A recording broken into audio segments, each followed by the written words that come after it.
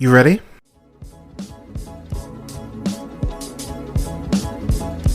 You're listening to the Real Pineapple Podcast Network.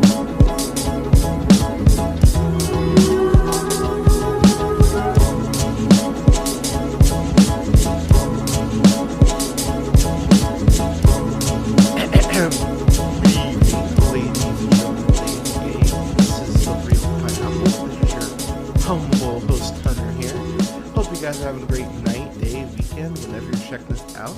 I've got a review for Barbie, the other half of Barbenheimer. By the time you hear this review, I think I'm going to upload Barbie and Oppenheimer. I think I'll just upload both reviews at the same time. It would kind of be fitting.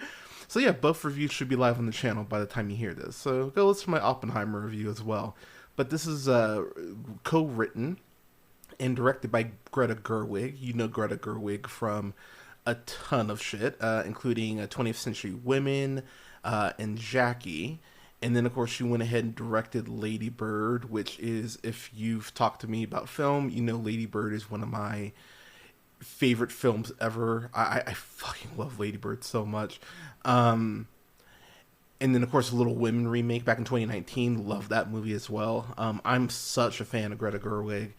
And I think she really is one of the best in the game. If there's anyone that should be handling a Charlie's Angels reboot, it should be Greta Gerwig or Rachel Sennott. She'd be a great choice as well. But I digress. So Barbie, of course, stars Margot Robbie as the titular Barbie. You know her, of course, from. I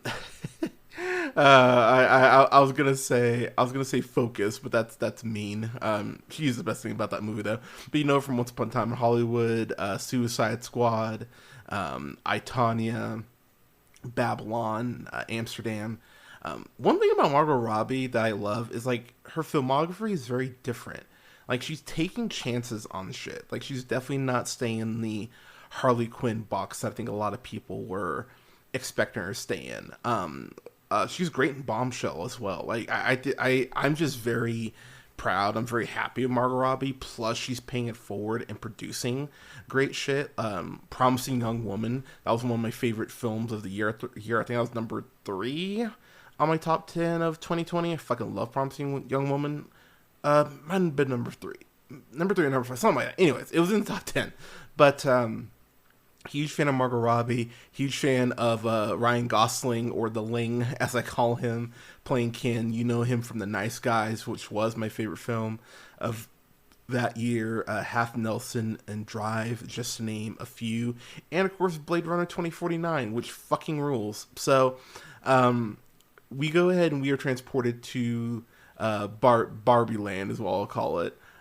So, let me just get this out of the way real quick.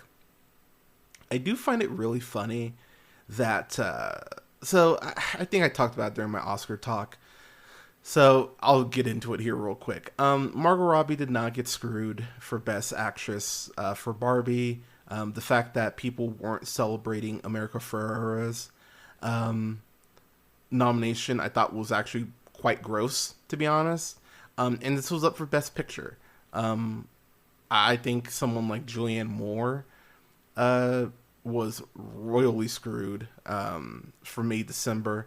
I think someone like Rachel McAdams was screwed for Are You There, God, It's Me, Margaret. Like, there were other women who deserved it more than Robbie. Sorry. But with that said, Margot Robbie, I don't think that the subtleness of playing an avatar, I don't think that lends itself really to allowing yourself to give an Oscar-worthy performance. So I think that Robbie is actually perfect for what she needs to be based on the script, but I don't think that her comedic nuances are being celebrated enough, if that makes sense. Because the way that she even delivers, like, and I know it's in the trailer, but the way she delivers the you ever think about dying, and the way that everything just stops around her and is silent in that moment, and the way that she holds it and kind of does that like dead eye stare, that's great comedic timing. I talked about this during my Suicide Squad review for the Suicide Squad, not that original piece of crap, but I don't think Robbie gets enough credit for being great with her comedic timing. I, Tonya has a ton of that. more of this dark humor, and Robbie just nails it constantly. And there's a lot of dark jokes in here. That one in particular being one of my favorites. And I do think that Robbie should be celebrated on that front. With that said, I understand why Nolan got Best Director nomination, but goddamn, I don't know what Greta Gerwig has to do. Like my, I was talking to one of my friends about it, and she was just like, "Dude, do you see Greta didn't get nominated?" And I look, I think Cooper should have got nominated for Maestro. I think there were other people who were worthy of nominations, but Greta didn't get one for Lady Bird, which she should have. She should have gotten one for Little Women, because that just, oh my god, the way that film was shot is fucking stunning. This is a film that made over $1 billion. This film, let's call it what it is, basically made Warner Brothers look good for, for months on end when The Flash fucking bombed. This movie should be celebrated just on that alone. If you're going to give all this love to Oppenheimer, you have to give it to Barbie. It is only fair. And I was just kind of amazed that Greta did all this shit and it still wasn't recognized on that level. Because let's call it what it is. Monster Trucks, that piece of shit that came out like 5-6 years ago, that was on my worst stuff that year. Fucking hate Monster Trucks. But a Monster Trucks movie exists, and you would think that you would have free license to do whatever the fuck you want on a Monster Trucks film, and that's not even fun.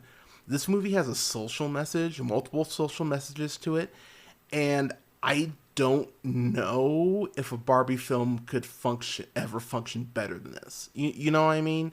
Like, I do think that needs to be taken into account, the fact that a Barbie movie functions in 2023 and has a great message behind it, and actually it's a functioning film. Like, it's nuts to me that this is a world we're in when there's only 2 great Transformers movies, not counting the original cartoon one. But with all that said, Barbie goes ahead and basically has her world shattered, in the sense of she realizes that there are things that are wrong, there are things that are bad, and so she goes ahead and she meets Weird Barbie, played by Kate McKinnon, who, my god, is there any more perfect casting than Kate McKinnon for Weird Barbie?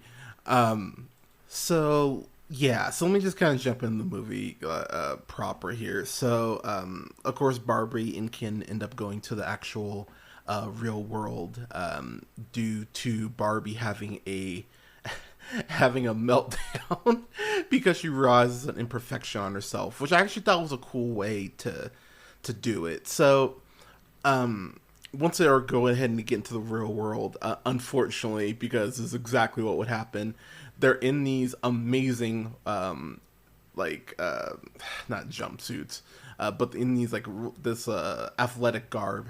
And the first thing that happens is a guy grabs Margot Robbie's ass, which I was just like, yep, this is I know some people are just like, oh my god, this is so woke. That's exactly what would happen. Like, she would not be here an hour before someone tried to grab her ass, especially downtown LA on the beach. Are you fucking kidding me? That's exactly what would happen. Get over yourselves. But she goes ahead and punches the fucker, rightfully so, ends up in jail, and then we go ahead and we follow their journey through discovering about the patriarchy and how women are treated, and there's a lot of balls in the air with this movie, and I think for the most part, Greta does a really great job handling everything. I mentioned that she co-wrote it. It's also written by Noah Baumbach, who he was the writer, director, and producer on Marriage Story, which is one of my favorite movies. And he also went ahead and wrote, directed, and produced White Noise, which I have not seen. It's on my list. I'm gonna have to watch it at some point. But I will say, for me, I think this movie takes on a lot. I think it handles about 80% of it well. I haven't mentioned her character yet, but Gloria, who's played by America Ferrera, from Ugly Betty, Superstore, Real Women Have Curves, End of Watch, to name a few. The moment she gave that monologue, I actually paused it and I looked right at looked right at my partner, looked right at Leia, and I was like, yeah, she's getting an Oscar nomination. It's one of those scenes where even if the rest of the movie she's crap, that one scene alone, it's like, yep, this is how you pitch her for an Oscar. And honestly, I think I do think like someone like Erica Alexander for American Fiction deserved it more, but America Ferrera is fucking amazing in this, and she has to go from like naive person who doesn't know that Barbie exists in the real world to like conflicted, upset mom to woman who's just trying to go ahead and just make ends like she's pulling a lot of different things out in her performance that I think work really well. And that monologue is just kind of the peak of everything for her, and she just never reaches that crescendo. She never reaches those heights again. And I think people are kind of giving her. I think people are being a little unfair on that front. But because that monologue is maybe like midway, maybe 70% through the movie, you still have more to sit through with her, and it just never reaches that height again with her. Speaking of the messages that it's definitely getting across, the smash of patriarchy, that's obviously the biggest one. Like, it's in the DNA of this movie, and if you're not talking about that, then you're not reviewing the film. And this is where my critic brain almost kicks in, because I understand that this movie is not made for me, but I hate that. I hate that fucking cop out, because it means you just don't want to say anything negative about the film. And look, I think that what's his name? Ryan Gosling, he's my favorite performance in it, but it's also the performance that's allowed the most room to breathe, because Ken is such a dum-dum. His I'm Just Ken, it's a showstopper. I fucking love that song, don't misunderstand. But at the same time, the way that he learns about the patriarchy, it's very much like a How to Train Your Dummies way that he's learning about it, because he doesn't know what books are, he doesn't know what libraries are, and the way that he goes ahead and is introduced to all this information, it's very much like very much like a dullard in that way, and that actually makes the fact that he's being informed that, quote, men are better, unquote, it helps that go down a little easier. I do think that with Robbie, as I mentioned, there are so many layers, there's so many like different gears she needs to be able to hit. She needs to be this doll that doesn't know anything. She needs to become a more informed woman as the film goes on. She needs to be, scared. She needs to be happy. She needs to be angry. She needs to be like, I think the film asks a lot of Robbie, and I think that she really does nail everything. But I do think that this movie almost reaches too much on its messaging, in the sense of it's trying to address so many things, but at the same time, if you don't bring these things up in the movie, you would have people say that it's not brave enough to go there. So like, the movie's kind of stymied in that way, because you have the history of Barbie, as far as it being, yes, it was a way for little girls to, interact and, act out their, kid fantasies about, making dinner and all that, all those things. But at the same time, there is that underlining of the grossness of Barbie, as far as the sexist aspects to it, and the unrealistic body standards that it sets for women.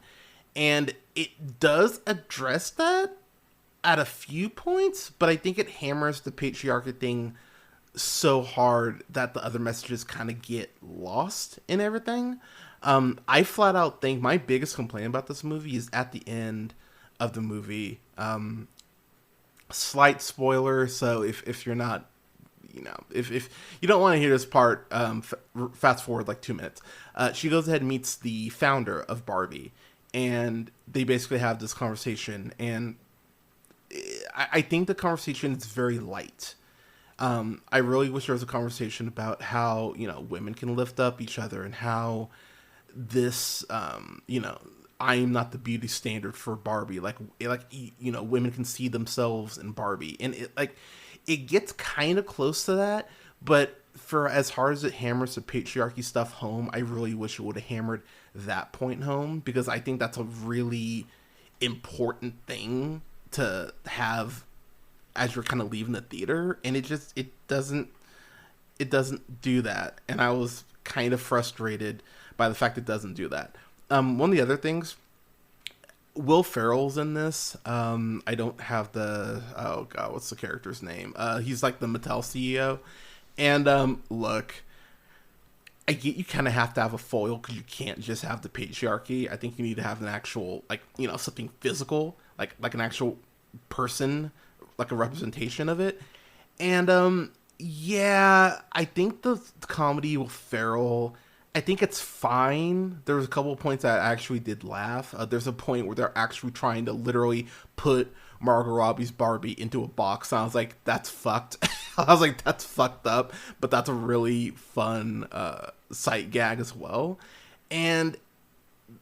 But it's unnecessary. Like, I don't know what your alternative is, though. And that's where so much for me, I'm like, because, like, yeah, for me, this movie's not perfect, but at the same time, I think you have to have, like, these things almost are a necessary evil. Like, I'm really torn on this.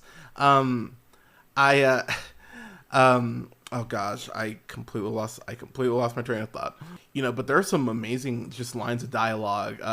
There's this line where someone goes, we're still doing the patriarchy well. We just hide it better now. And I actually had to pause the movie and go, well played, goddamn, zing.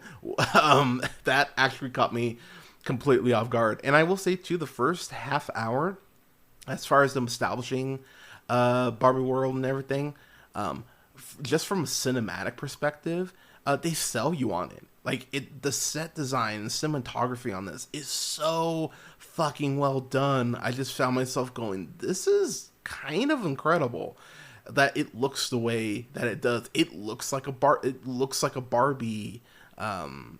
toy. It looks like a Barbie dream house set. It's crazy how authentic it looks. I know I've given her a lot of shit in the past, and I am going to give Insecure a chance next week, since we are still in Black History Month. Props to Issa Rae in this as President Barbie. She was a ton of fun in this. I thought she was really funny. And then the cameos you get in here. John Cena as Mermaidkin. That shit made me laugh so fucking hard. Michael Cera is great in here as Alan. Alexander Shipp gets a decent amount to do. She was really fun. Oh gosh, what else? I already mentioned, of course, the I'm Just Ken dance number, which is wonderful. But I think the movie just felt crowded for me. I think that's the term I really just kind of kept coming back to as I was watching it. I watched it with my partner, and when the credits started rolling, we were both just kind of looked at each other, and I was like, "What'd you think?"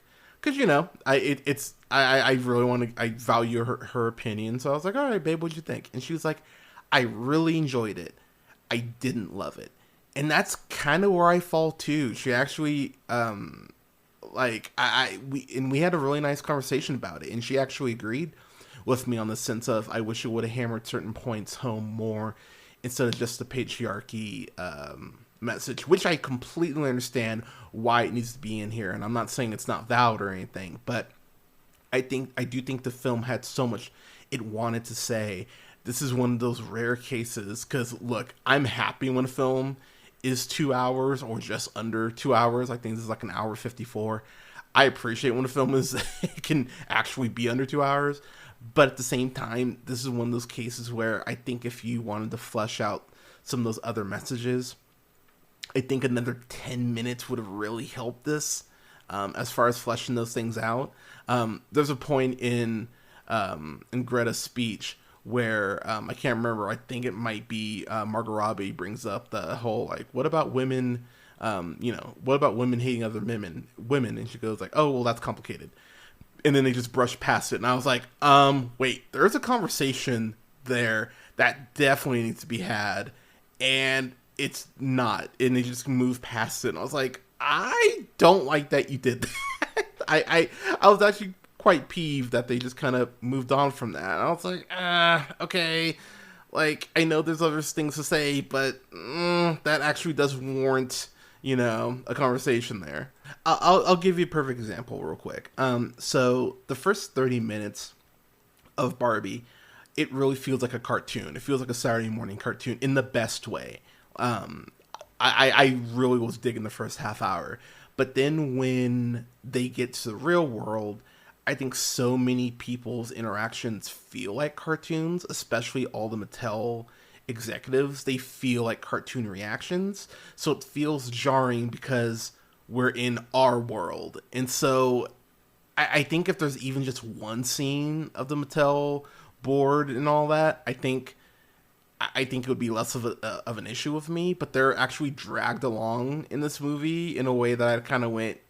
You could get back to the patriarchy thing since Ken is now informed about it, and that can be your conflict. You don't really need the Mattel CEOs to be here, so yeah, it's frustrating on that front because again, there's so much great here, but I don't think I understand that like very similar to Oppenheimer.